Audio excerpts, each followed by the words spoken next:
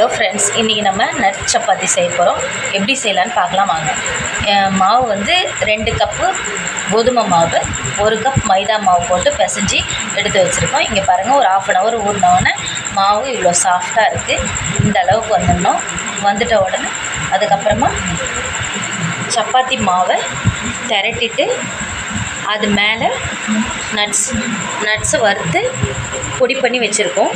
அதை மேலே வச்சுட்டு இந்த மாதிரி வச்சுட்டு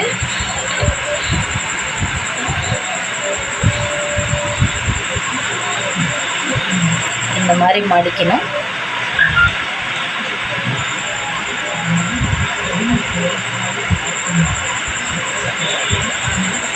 மடித்து லைட்டாக மாவு போட்டுட்டு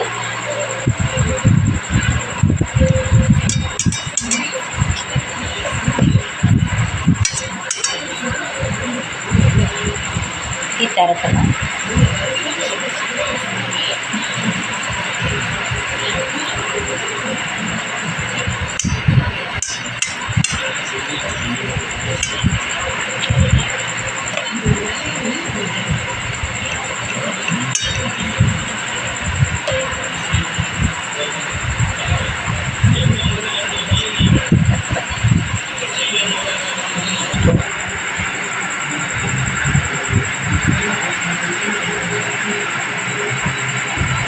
நட்ஸ் சப்பாத்தி ரெடி ஆகிடுச்சு.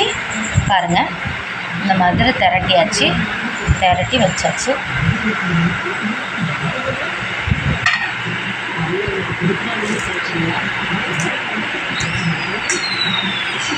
ரெடி ஆகிடுச்சு. இப்போ தவாவில் போட்டு நெய் விட்டு சப்பாத்தி செஞ்சு எடுத்துடலாம். பாருங்கள், இது நட்ஸ் சப்பாத்தி. இதில் எந்த நட்ஸ் வேணாலும் போட்டுக்கலாம். ஆனால் நாங்கள் முந்திரி பருப்பு போட்டிருக்கோம். லைட்டாக வறுத்துட்டு அதை பொடி பண்ணி எடுத்து போட்டிருக்கோம். இப்போ நெய் விட்டு தவாவில் போட்டு எடுத்துக்கலாம்.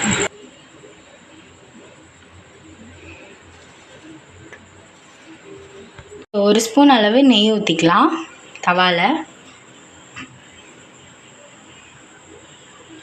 சூடாயிடுச்சு. இப்போ சப்பாத்தி போட்டுக்கலாம்.